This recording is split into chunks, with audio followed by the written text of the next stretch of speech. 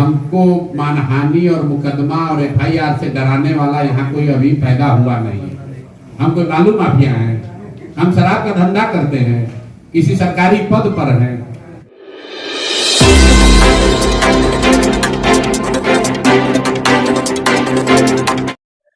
नमस्कार, मैं हूं सोनू पांडे। आप देख रहे हैं मेट्रो न्यूज। बिहार के मुख्यमंत्री नीतीश कुमार के घर कल्याण बिगहा से अब अभियान की शुरुआत होने वाली है।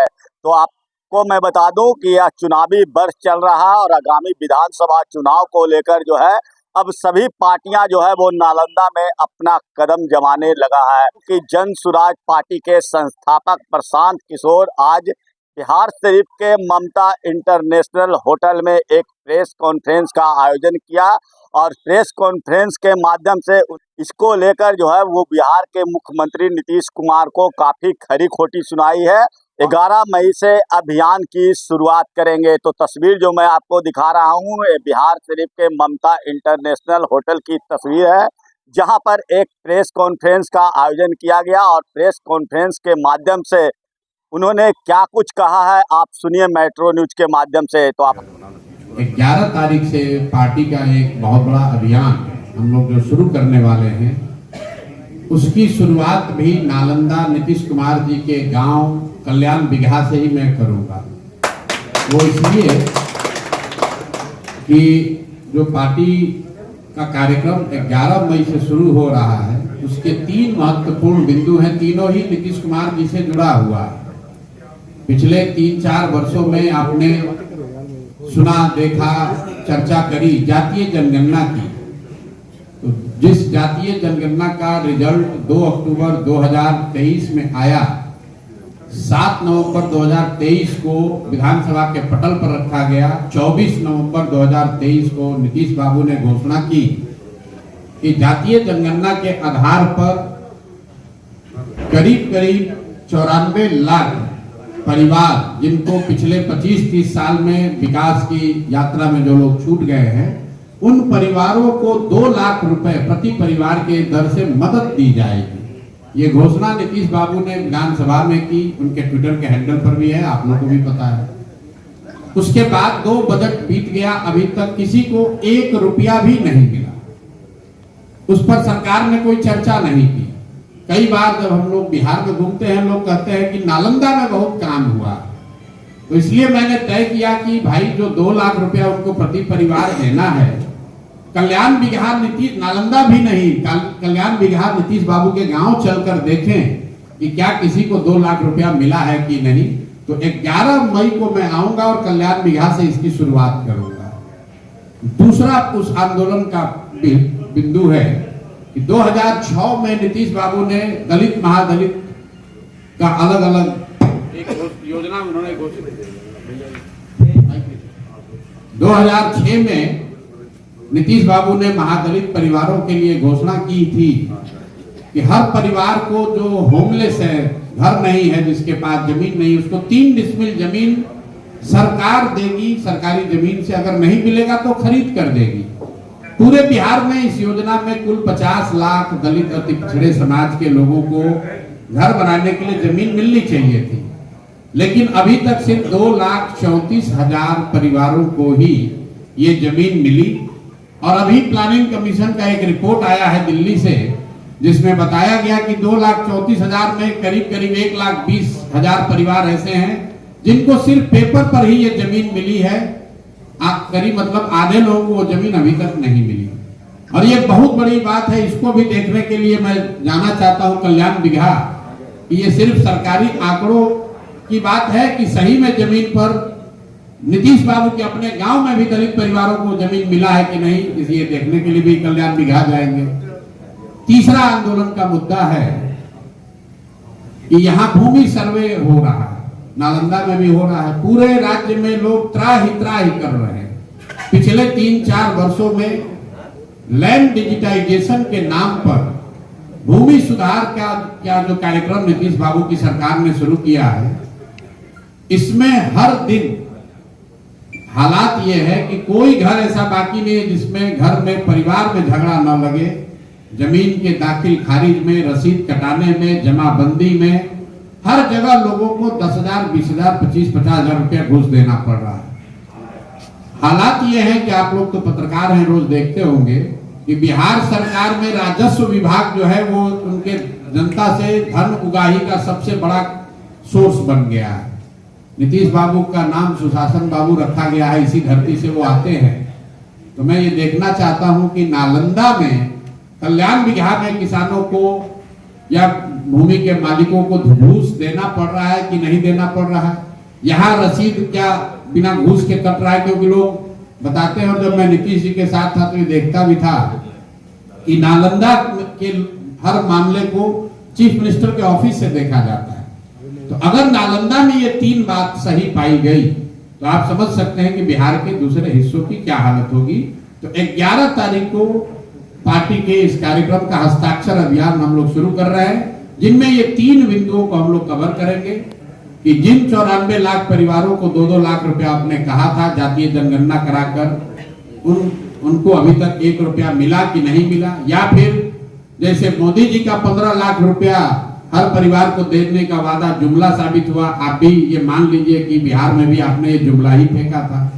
दूसरी बात, जिन महादलितों ने आपको आज 18-20 साल से मुख्यमंत्री के कुर्सी पर बैठाया है, कम से कम आपके गांव के महादलितों को वो जमीन मिली है कि नहीं, नालंदा में उन लोगों को जमीन मिली है कि नहीं, ये देखने आएंगे। और तीसरी बात जो मैंने आपको बताया कि पूरा बिहार ये भूमि सर्वेक्षण के नाम पर, भूमि सर्वे के नाम पर जो धन उगाही हो रही है, क्या नालंदा कल्याण बिगहा उससे अछूता है, हरनौत उससे अछूता है, अस्थावा में वहां नहीं हो रहा है, ये देखने के लिए भी 11 को आऊंगा।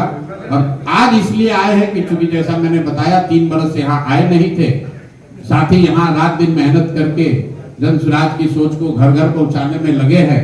तो ये मेरी भी जिम्मेवारी है कि हम आकर अपना कंधा उसमें लगाएं। इसी के तहत हम यहाँ आए हैं। अभी हरनौत में एक छोटी सभा करेंगे, उसके बाद मुझे आगे सिरघाटी जाना है। अब आपके जो सवाल हैं आप सवाल कर सकते हैं। बहुत बहुत धन्यवाद। देखिए, शब्द तो उनके हैं, मैं इस तरह के शब्द प्रयोग के पक्ष में नहीं हूँ। हर आदमी का बोलने का अपना तरीका है। अब मैं बोलूंगा, विधायक जी अगर खुद बोलना चाहे। जहां तक आपने कहा कि 2005 से पहले की सरकार को क्या कहेंगे, बिल्कुल उसको तो हमें आपको कहने की जरूरत नहीं है। कोर्ट ने, बिहार की जनता ने उसको जंगल राज बताया। वो जंगल राज था लालू और उनके परिवार का, उनके गुंडों का, उनके बदमाशों का, रंगदारों का। वो गुंडा राज था, जंगल राज था।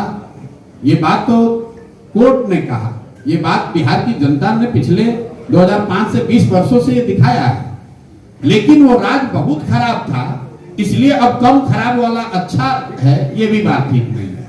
नीतीश बाबू ने, जनता ने लालू जी के जंगल राज को नकारा, तभी तो नीतीश जी को मुख्यमंत्री बनाया।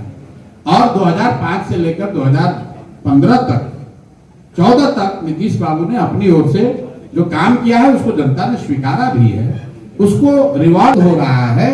उनकी सरकार अपराधियों के जंगल राज देखे हुए बिहार में आज अधिकारियों का जंगल राज चलाने के लिए दोषी बताई जा रही है। जिस नीतीश कुमार की हम लोगों ने मदद की थी, वो व्यक्ति था कि नेता के तौर पर वाजपेयी जी जब प्रधानमंत्री थे, रेल मंत्री गैसर पश्चिम बंगाल में दुर्घटना हुई तो नीतीश बाबू ने पद से इस्तीफा दे दिया। ये कहा कि 200 व्यक्ति मर गए, कैसे मैं रेल मंत्री बना रहूंगा, हार गए हैं। 243 के विधानसभा में सिर्फ 42 विधायक है। और उन लोगों के साथ जिसको अभी आपने पूछा जंगल राज, कभी आप लालटेन के साथ, कभी आप कमल के साथ, कभी कोई भी समझौता करके आप पद पर बैठे। तो लोकतंत्र में आपको ये बताया जाता है कि जब कोई नेता, जब कोई दल, कोई विचारधारा आपको पसंद आए, ठीक हो, उस पर भरोसा हो, तो आप उसके साथ खड़े होइए, उसको वोट दीजिए, ये आपकी जिम्मेवारी है। लेकिन वही लोकतंत्र, वही संविधान आपको ये भी बताता है कि अगर वो दल, अगर वो नेता, अगर वो विचारधारा आपके आशानुरूप काम नहीं कर रही है, तो नागरिक होने के नाते आपकी जिम्मेवारी है कि उसका विरोध भी कीजिए। इसीलिए तो चुनाव 5 वर्ष पर होता है। नहीं तो एक बार आपने नालंदा में नीतीश कुमार को वोट दे दिया, एक बार बिहार में नीतीश कुमार को वोट दे दिया, फिर चुनाव की जरूरत क्या है? फिर तो जीवन भर वही रहेंगे। जन स्वराज पर जनता बिल्कुल विश्वास न करे, क्योंकि अगर मुझे मान लीजिए कि कुछ गलत करना है तो मैं कैमरे पर ये थोड़ी कहूंगा कि मैं आपके साथ धोखा करने वाला हूं। तो मैं तो मन से कहता हूं, आप मेरे भाषणों को सुनेंगे तो मैं तो मन से कहता हूं कि आप बिल्कुल प्रशांत किशोर पर भरोसा मत कीजिए, क्योंकि जो पहले के नेता हैं, चुनाव से पहले तो हर आदमी अच्छा ही बोलता है। हम लोग ये नहीं कहते हैं कि आप हम पर भरोसा कीजिए, हमको वोट दीजिए, हम आएंगे, हम सुधार देंगे। हम तो जन स्वराज में लोगों को ये बता रहे हैं कि आप अपने बच्चों के लिए सजग होइए, ठीक से वोट दीजिए, जिसको देना है दे दीजिए। अभी हरनौत में भी यही कहेंगे, वोट जिसको देना है दीजिए, लेकिन वोट अपने बच्चों के लिए दीजिए, अपने बच्चों के रोजगार और पढ़ाई के लिए दीजिए। अब लोगों का ये सवाल हो सकता है कि भाई लोगों के बच्चों के पढ़ाई रोजगार देने से क्या होगा? बिल्कुल होगा। लोकतंत्र का यही चीज, यही बीज जो है, यही तो पिछले 3 साल से सिखा रहे हैं। जब लोगों ने बिहार में यहां पर 5 किलो अनाज के लिए वोट दिया है मोदी जी को, तो कितना भी शासन व्यवस्था खराब है, 4 किलो अनाज लोगों को मिल रहा है। आपने हमने मंदिर के लिए वोट दिया तो अयोध्या में मंदिर बना है। आपने हमने बिजली और सड़क के लिए वोट दिया नीतीश कुमार को, तो देखिए बिजली सड़क आई है, बिजली जल रही है। लालू जी के राज में बिजली 10-10 दिन नहीं आता था। जब लोगों ने यहाँ सिलेंडर के लिए मोदी जी को वोट दिया तो सिलेंडर का दाम भले 1000 हो गया हो, लेकिन सिलेंडर घर घर बटा है। लोगों ने जाति के नाम पर वोट दिया तो जाति की बात और जाति की गणना पूरे बिहार में देश में सबसे पहले कराई गई है। लोगों ने गुजरात में विकास की कहानी को सुनकर वोट दिया तो गुजरात में कहानी हो रही है, विकास हो रहा है। और नालंदा से, बिहार शरीफ से, पूरे बिहार से बच्चे जाकर गुजरात में नौकरी मजदूरी कर रहे हैं। ये लोकतंत्र का मूल बात है, समझिए। आप वोट किसको देते हैं इसका इतना महत्व नहीं है, वो महत्व इस बात का है कि वोट किस बात के लिए देते हैं। तो हम लोग ये कह रहे हैं भाई वोट जिसको देना है दो, लेकिन वोट अपने बच्चों के लिए दो, उसके पढ़ाई और रोजगार के लिए दो, तभी सुधार होगा। अरे भाई ऐसा है ना कि हमको मानहानि और मुकदमा और FIR से डराने वाला यहाँ कोई अभी पैदा हुआ नहीं है। जिनका आप नाम ले रहे हैं, जितनी बार चाहे उतनी बार मानहानि कर दे, जाके FIR कर ले। ये लोग सरकार में बैठे हुए, आपको प्रशांत किशोर किससे डरने वाला दिखता है? हम कोई बालू माफिया हैं?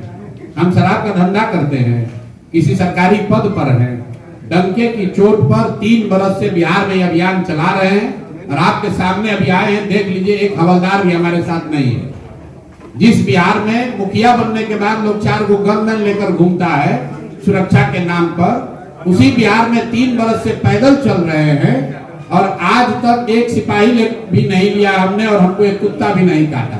आप हमारे चैनल मेट्रो न्यूज नालंदा को अगर यूट्यूब के माध्यम से देख रहे हैं तो सब्सक्राइब करना ना भूलें। अगर वीडियो फेसबुक के माध्यम से देख रहे हैं तो लाइक, शेयर, कमेंट जरूर करें। धन्यवाद।